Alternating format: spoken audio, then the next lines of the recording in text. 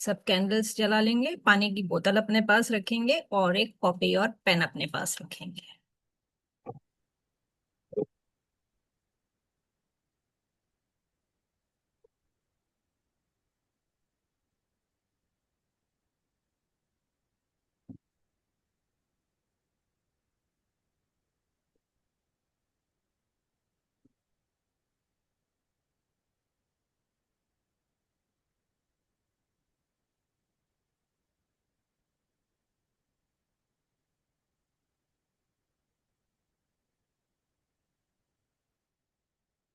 कौन रह गया? धनेश जी रह गए यहाँ।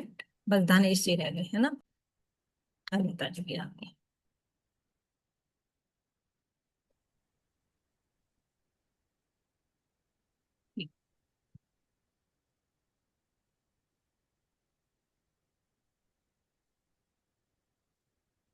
थोड़ा सा मैं बताती हूँ आपको। भगवत गीता में 18 चैप्टर्स हैं। और जो श्रीला प्रभुपाद जी थे, उन्होंने इसको एज इट इज नाम दिया, क्योंकि ये जो कृष्ण भगवान ने जो भी श्लोक बोले थे, वो एज इट इज आपको इसमें मिलेंगे। आपको रोज 2 श्लोकास रीड करने हैं। अब जैसे हमारा जो फर्स्ट चैप्टर है वो है अर्जुन विषाद योग कहा जाता है। विषाद मतलब दुख, दुख से भरा है। अर्जुन को बहुत दुख था। जब अर्जुन कुरुक्षेत्र के युद्ध में आते हैं और वो देखते हैं कि दोनों तरफ उनके खुद के रिलेटिव्स हैं, उनके मास्टर्स हैं, फ्रेंड्स हैं, तो जो उनका हार्ट है वो भर जाता है। और वो क्या करते हैं, वो अपना गांडीव धनुष को नीचे रख देते हैं और कृष्ण भगवान से कहते हैं कि हे केशव, मैं इन लोगों से युद्ध नहीं कर सकता, ये मेरे अपने हैं। तो ये चैप्टर एक योद्धा की कमजोरी नहीं दिखाता कि भाई वो लड़ नहीं सकता। वो ये दर्शाता है कि जब भी कोई पर्सन अटैचमेंट में, अफेक्शन और रिलेटिव्स के साथ अपनी पहचान बनाने में उलझ जाता है, तब उसका विजडम, उसकी सेंस ऑफ ड्यूटी और सेल्फ नॉलेज सब ढक जाता है। सब ढक जाता है। तो अर्जुन कहते हैं कि युद्ध से मिलने वाला जो राज्य सुख है, या जो विजय, जो विनिंग पोजीशन जो होगी, वो सब व्यर्थ है। क्यों? क्योंकि उसके लिए, इस चीज को पाने के लिए उसे अपने ही लोगों की हत्या करनी पड़ेगी।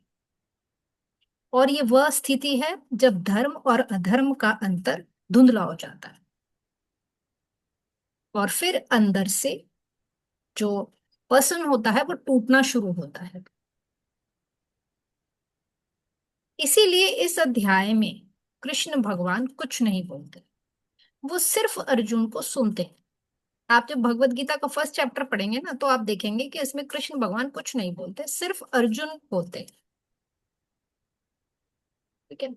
और इसीलिए ये चैप्टर हमें ये भी सिखाता है कि कभी कभी सिर्फ हमें मौन रहने में ही भलाई रहती है। क्योंकि जितना हम मौन रहेंगे किसी परिस्थिति में, उतना ही हमारे अंदर एक करुणा और प्रेम छिपा रहेगा। जिसको जो देख सकता होगा, जो कृष्ण भगवान की जगह पे होगा और वो अपना विजडम यूज करेगा, वो देख लेगा, वो समझ जाएगा। इसीलिए कहते हैं जब बहुत डिफिकल्ट सिचुएशंस आती हैं, बजाय कि आर्गुमेंट करने के, मौन हो जाओ।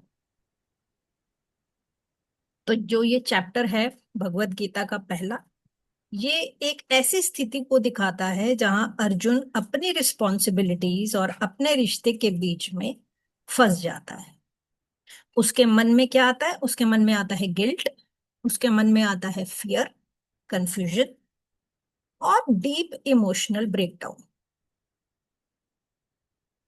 क्यों? क्योंकि वो युद्ध के मैदान में खुद को हेल्पलेस महसूस करता है और वो अपने हथियार को सरेंडर कर देता है।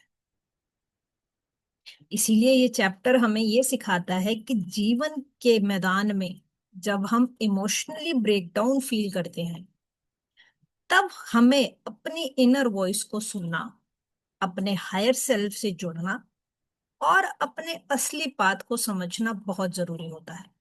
जब तक हम अपने मन के घूमने वाले विचारों को या गिल्ट फियर से फ्री नहीं हो जाते, तब तक हम अपने धर्म को और अपने ट्रू कर्म को नहीं पहचान सकते। इसीलिए इस चैप्टर को अर्जुन विषाद योग बताया गया है। सारांश ये है जो हमें अपनी प्रैक्टिकल लाइफ में समझनी होगी। ठीक है, चलिए अब हम मेडिटेशन शुरू करते हैं, जिसके थ्रू हम फाइंड आउट करेंगे कि क्या गिल्ट है अंदर छिपा हुआ, जिसको हम आज रिलीज करने की कोशिश करेंगे। हम कृष्ण भगवान को प्रे करेंगे कि वो आज भगवत गीता की जो सीरीज शुरू हो रही है उसमें आपको पूरी हेल्प करें इन सब चीजों से निकलने के लिए और आपको स्ट्रेंथ दे। तो now close your eyes and take 3 deep breaths.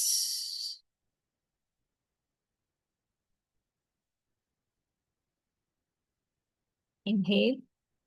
इसमें मैम, इसमें मोमबत्ती लगाने की जरूरत है?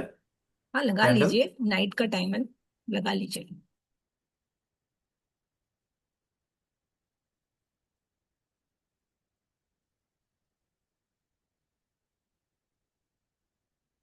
Inhale and exhale. Inhale and exhale.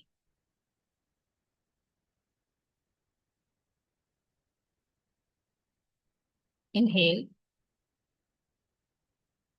and exhale. अब अपना ध्यान अपने शरीर पर ले आइए। पैरों से लेकर सिर तक सब कुछ ढीला छोड़ दीजिए। विजुलाइज कीजिए आपके पैर, आपके काफ मसल्स, नीज, थाइस, लेग्स के सारे मसल्स रिलैक्स हो रहे हैं। Relax, relax, relax. बिल्कुल ढीला छोड़ दीजिए। अब अपना ध्यान अपने स्टमक की तरफ लेकर आइए, अपने कमर की तरफ लेके जाइए। वहां पे जितनी नेगेटिविटी है या टेंशन है, उधर के मसल्स में जितना स्ट्रेस है, वो आप सब रिलीज कर दीजिए। Relax, relax, relax.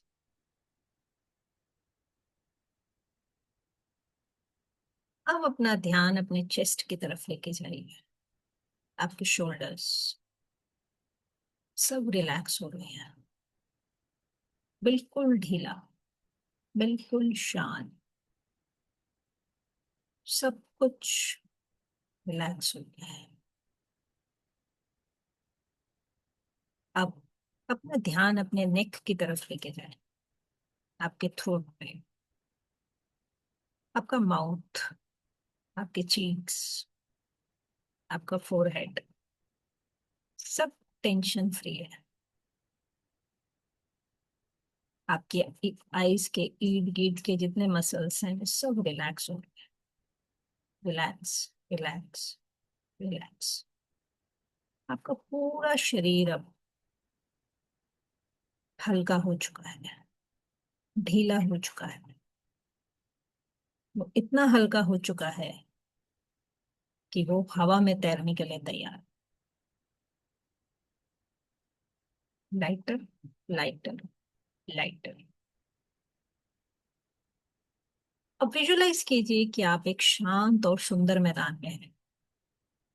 सुबह का समय है,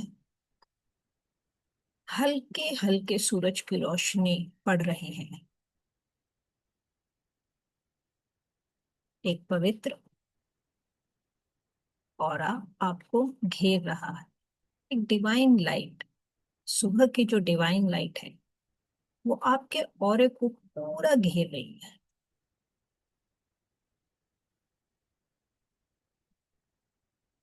दूर एक छोटी सी झील है जहां राधा और कृष्ण का डिवाइन एनर्जी वाइब कर रहा है।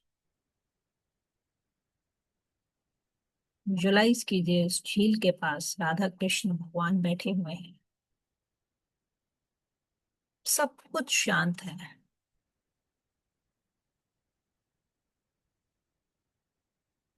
एक बहुत गहन सी शांति है।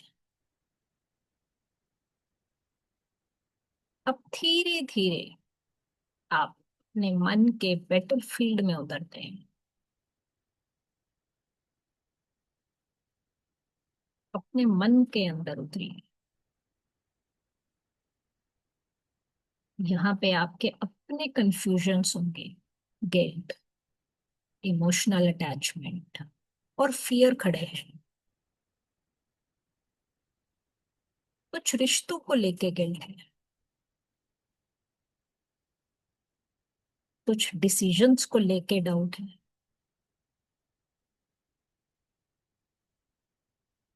कुछ एक्सपेक्टेशंस ने आपको इमोशनल तौर पर ब्लॉक कर दिया है।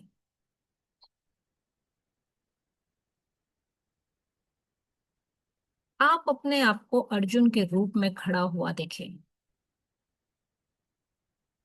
और आपके सामने खड़े हैं आपके अपने खुद के विचार, खुद के लोग, जिन्होंने आपको रोका हुआ है। अब विजुलाइज कीजिए कि क्या है वो, कौन से विचार हैं, कौन सी एक्सपेक्टेशन है, फियर है, गिल्ट है।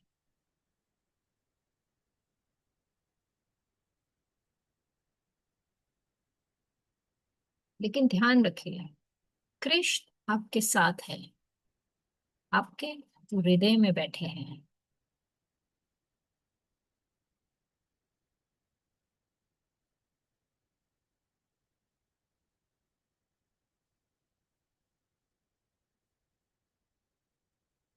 आपको दिख रहा है तो आप अपना हेड नॉड करके बताएं कि हाँ कुछ दिख रहा है। पारोमिता जी, दीपाली जी, दीपा जी, कुछ दिख रहा है आपको? पिंकी जी, रुचा जी, धनेश जी। दीपा जी, आप फोकस कीजिए, आपकी लाइफ में बचपन में कोई इमोशनल ट्रॉमा आपने फेस किया हो। आप उस इवेंट को अपनी आंखों के आगे विजुलाइज कीजिए।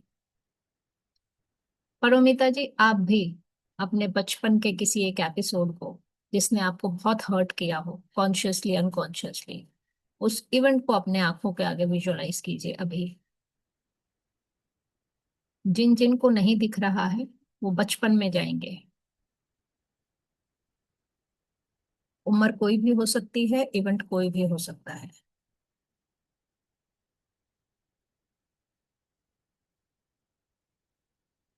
ठीक है। कृष्ण आपके साथ हैं, आपके हृदय में बैठे हैं, और वो अब आपको कहते हैं, ये चिंता तुम्हारी असली नेचर नहीं है, ये इवेंट तुम्हारा असली नहीं है। तुम ट्रुथ हो, तुम लव हो, तुम शुद्ध आत्मा हो।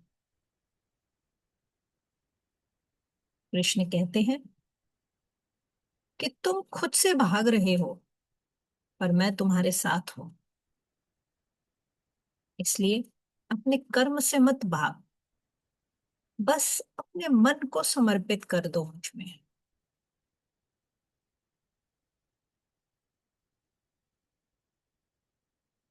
आप अपने उस इवेंट को, इनर चाइल्ड के इवेंट को, आप कृष्ण भगवान को समर्पित कर दीजिए।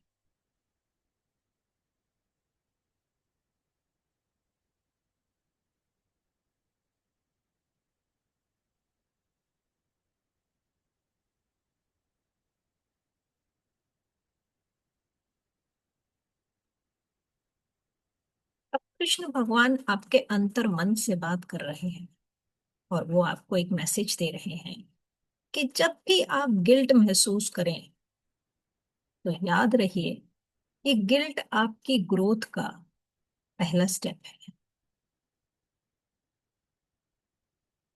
जब भी आप किसी रिलेशनशिप के प्रेशर में अपने पाथ से भटकें, तो याद रहे, आपका धर्म आपके आत्मा की शांति में है। जब भी आप कंफ्यूजन में हो, कृष्ण की आवाज अंदर से कहती है, बस अपने मन को मुझे दे दे और कर्म करता जा। अपने मन के बेटर फील्ड में अब एक एक डाउट, गिल्ट और अटैचमेंट को कृष्ण के चरणों में छोड़िए और उन्हें कहिए, ये सब भार अब मेरा नहीं कृष्णा, मैं कृष्ण के साथ हूं और मैं अपने कर्म के मार्ग पर हूं। सब कुछ दे दीजिए उन्हें।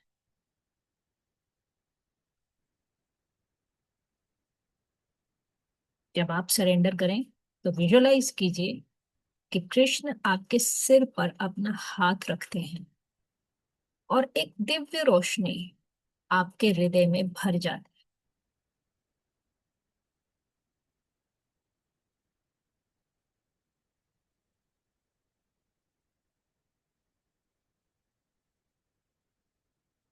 आप अपने आप को बहुत हल्का महसूस करते हैं, जैसे सारे इमोशंस डिसॉल्व हो गए।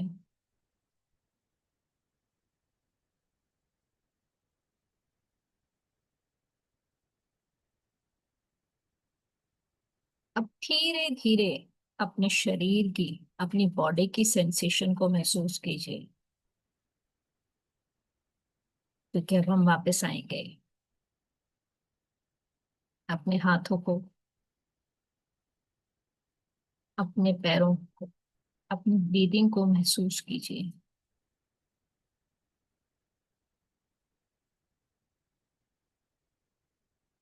अब आप एक नई क्लियरिटी, एक नई पावर के साथ जाग रहे हैं। आप अर्जुन जैसे थे, पर अब आप एक अवेकन्ड वॉरियर हैं, जिसने अपना पर्पस, अपना कर्म पाथ दिखाई दे रहा है। और अपने मन में धीरे से कहिए, मेरा मन अब समर्पित है, मेरा कर्म अब शुद्ध है, कृष्ण मेरी बुद्धि के सारथी हैं।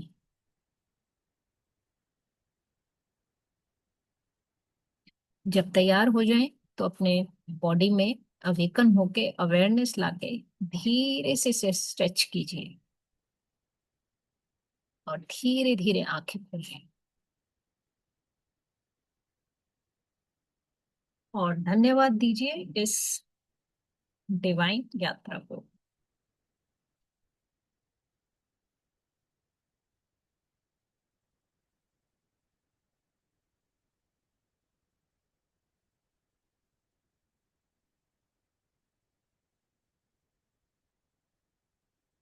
पिंकी जी, अवेयरनेस में वापस आए, धीरे धीरे आइए। अब पानी पी लीजिए सब, एक गिलास। दीपा जी,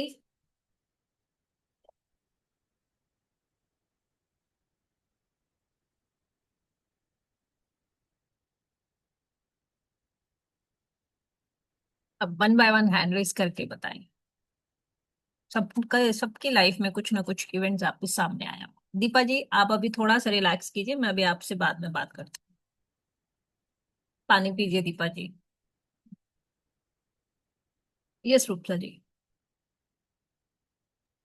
जी मैम। मैम जब आपने विजुअलाइज करने के लिए बोला था कि हम्म। अपने जो आसपास रिलेटिव या किसी और को विजुअलाइज हाँ हाँ कीजिए हाँ और हाँ हाँ। देखिए कि अपनी बैगेजेस क्या है।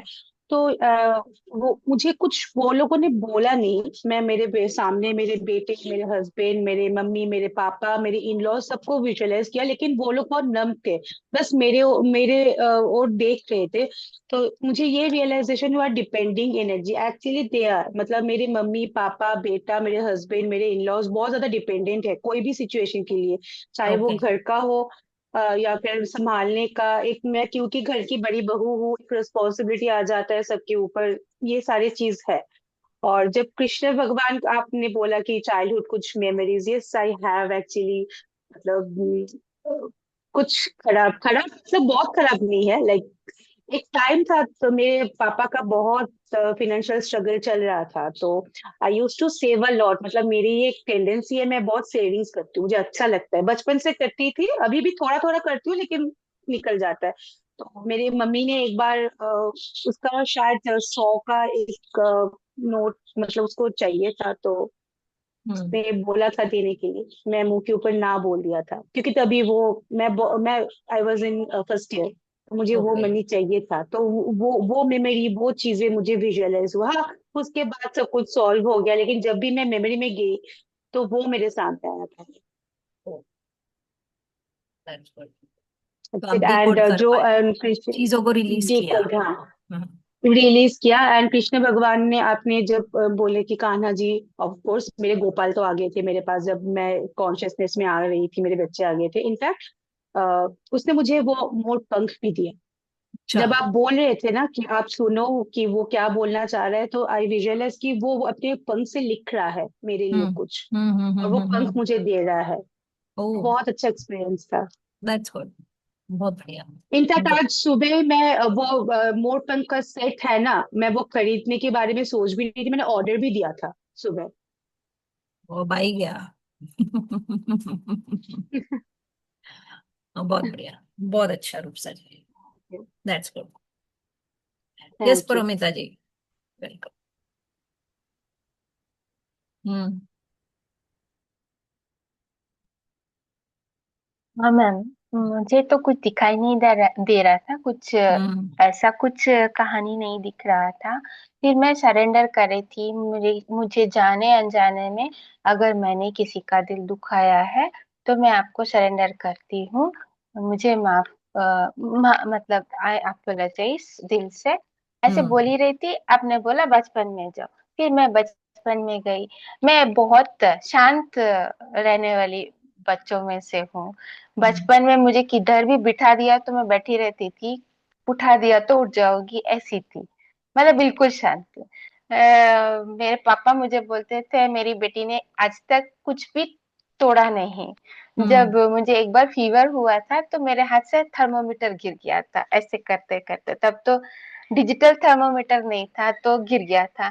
तब भी मेरे पापा ने कभी मुझे डांटा नहीं, मतलब एकदम शांत लड़की।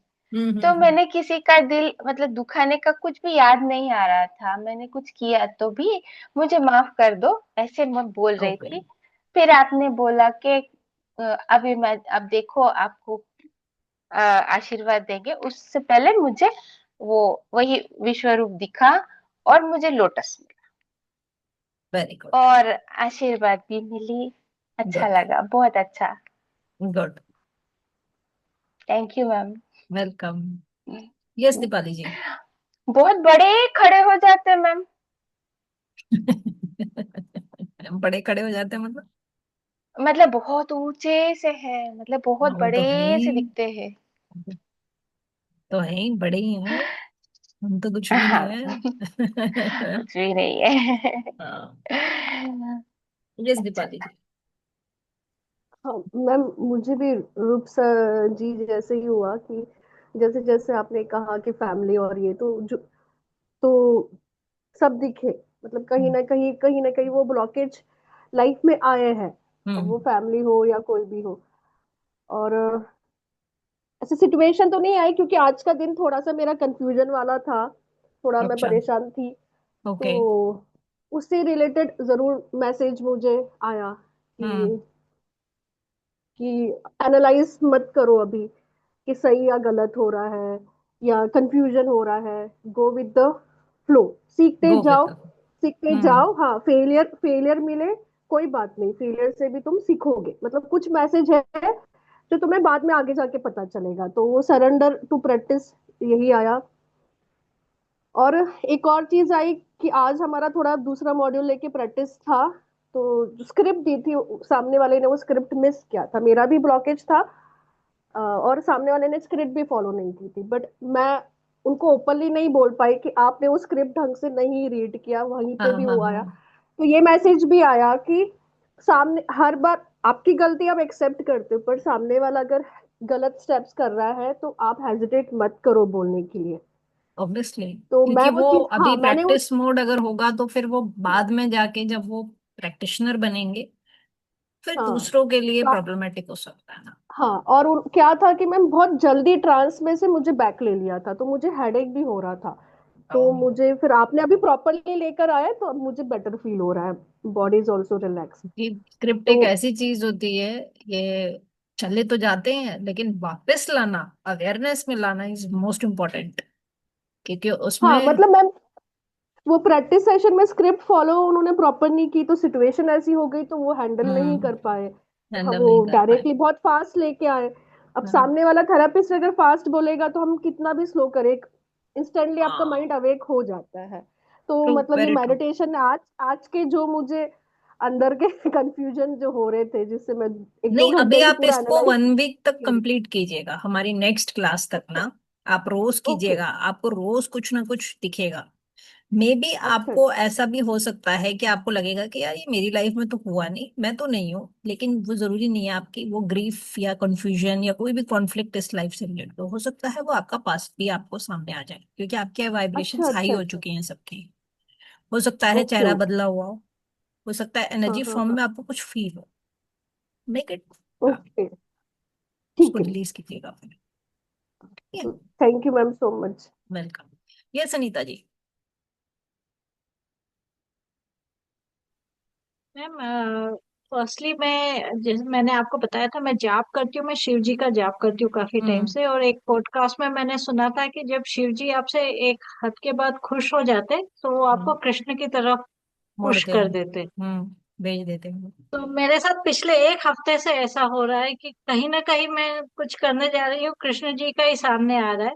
वो पुश और आपको भेजा जा जैसे रहा है अभी ना ये वहां पे। सेशन महाभारत, मेरा हम्म अंडरस्टैंडिंग ये था कि we will be continuing on akashic record या ज्यादा प्रैक्टिस करेंगे, लेकिन पिछले हफ्ते से ये पता चला कि it will be means Bhagavad Gita. Mahabharat का होगा और हम्म। भगवत गीता का। एंड तो इन अ वे कंटिन्यूअसली पिछले हफ्ते 10 दिन से इंडिकेशन मिल रहे हैं कि स्टार्ट वर्शिपिंग कृष्णा। हम्म। एक तो वो तो अभी मेडिटेशन के टाइम जब when I had to see visualize anything that had happened with me in childhood, मेरे को सिर्फ डार्क क्लाउड्स बहुत सारे दिख रहे थे और कुछ नहीं।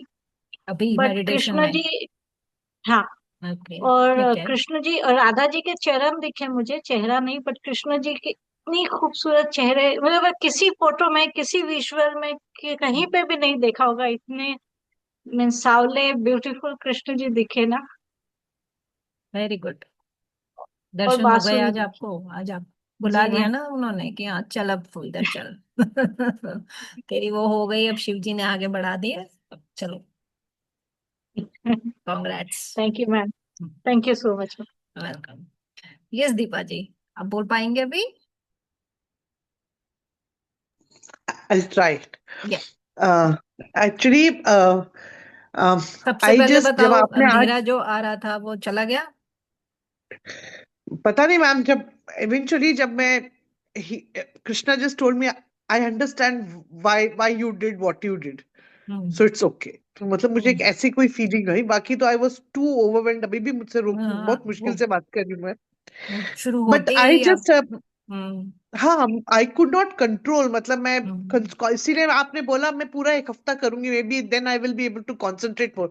आज पहला दिन था तो it hit me like a shock wave एकदम।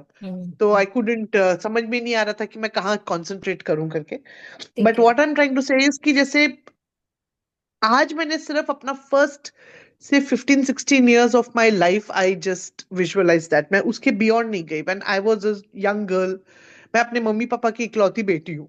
सो कहीं हम्म। ना कहीं माई मदर, मतलब like she was a housewife, तो वो बोलते हैं ना, सिर्फ मेरे, she was completely into me, like और तो कुछ हम्म था नहीं, मतलब लाइक उस टाइम पे तो कुछ ऐसा कोई, people didn't have so much. तो she hmm was a very devoted mother. And कहीं ना कहीं उन्होंने अपना बहुत सारे एक्सपेक्टेशन, लाइक वो एक माँ होती है ना कि मेरा बच्चा परफेक्ट हो, which is like I think a normal mother, everybody feels like that. Hmm hmm but hmm वो ना, because I was the only child, वो मेरे पे बहुत प्रेशर था उस चीज का, जो शायद उस टाइम पे मैंने realise, and I was a very bright student till 9th and 10th. I mean, I was the topper of my school, excellent singer. मतलब ऐसा कोई हम्म। बच्चा नहीं था मेरे स्कूल में और 1000-1200 में कि जो मेरे को नहीं जानता हो. The teachers use to love me. फिर एक 9th-10th में मेरा थोड़ा सा ना वो डिस्टर्बेंस साढ़े मोड आ सात ही गया। भी स्टार्ट हुआ था, तो दिमाग खराब हो गया था थोड़ा सा. वो typical teenage, and you have your I know. Crushes और आपका दिमाग पढ़ाई पे से हट जाता है, and so many other things, like now we know what it is. तो उस टाइम पे obviously I was not able to fulfil her expectations, neither in studies and not being that, वो बोलते हैं ना टिपिकल गुड गर्ल, कि mummy ने बोला कहना माना, वो नहीं किया मैंने. मतलब I entered the teenage like whatever. I think वो एक गिल्ट था, because my mother was a very emotional person, तो मैं हमेशा उनके इमोशंस का आई यूज टू भार लेती थी. I mean, I use to feel कि मेरी वजह से है, तो इट्स माय माय मेरी हम्म गलती है, मेरी गलती है, मेरी गलती है. I use to take the full blame on myself. तो हम्म। वो एक जो एक्सपेक्टेशंस का जो भार था first 16 years of my life, बाद में मैंने कभी किसी के एक्सपेक्टेशंस अपने पे रखी नहीं. मतलब if my mother in law wanted to be me to be a good daughter in law, और my husband wanted, I was like I am what I am, भाई जितना कर सकती हूँ करूंगी. But I hmm. don't want to become the best daughter-in-law. I don't want to become the best wife. But with my mother, I realized I wanted to become the best daughter, which I couldn't. See, everybody, सब कहीं ना, obviously. According to her, according to her, hmm. मतलब मैं ये नहीं बोल रही हूँ I did a lot for her. अब तो मम्मी पापा दोनों नहीं है मेरे, लेकिन मैं बात बता रही हूँ. तो आई थिंक वो 16 साल मेरे, I was under the ट्रेमेंडस burden of expectations. Okay.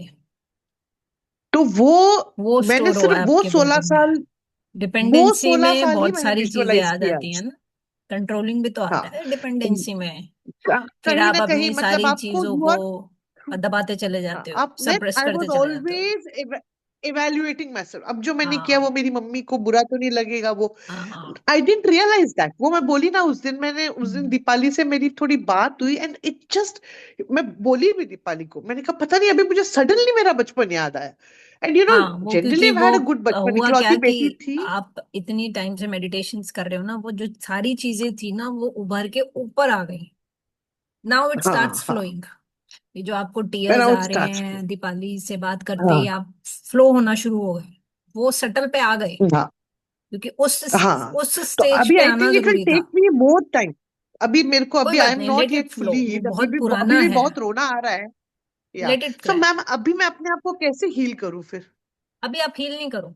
अभी आप इसमें कुछ नहीं कर हाँ, सकते जब तक कि ये पूरी क्लिंजिंग नहीं हो जाएगी। ये सारे जो जो इमोशंस हैं, ये जो सप्रेशंस हैं, ये जो कंट्रोलिंग्स हैं, ये जब तक आपकी बॉडी में एनर्जी फॉर्म में, टीयर्स के फॉर्म में, एग्रेशन के फॉर्म में बाहर नहीं आ जाएगी, आप हीलिंग अभी, आपकी हीलिंग ऑटोमेटिकली हो रही है।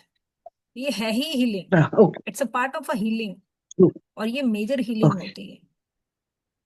ओके. इसको फ्लो होने दो, इसको रोकना नहीं कि मैं इतना रो रही हूँ। वो इतना पुराना होगा कि आपको तो सिर्फ कॉन्शियस माइंड से भी इतना याद आ रहा है, माइट भी वो एक एक पल, एक एक डे, वो आपने कैसे उस चीज को, कौन कौन से इमोशंस को सप्रेस किया होगा, यू नेवर नो।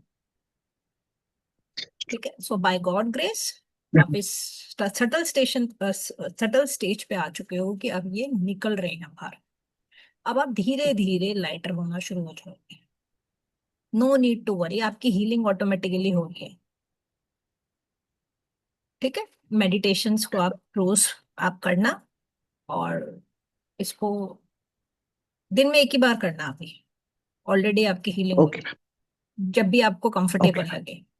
ठीक है। No need to worry, yes, all the thank best. You, welcome. Thank you, thank you everyone. Yes Pinky ji.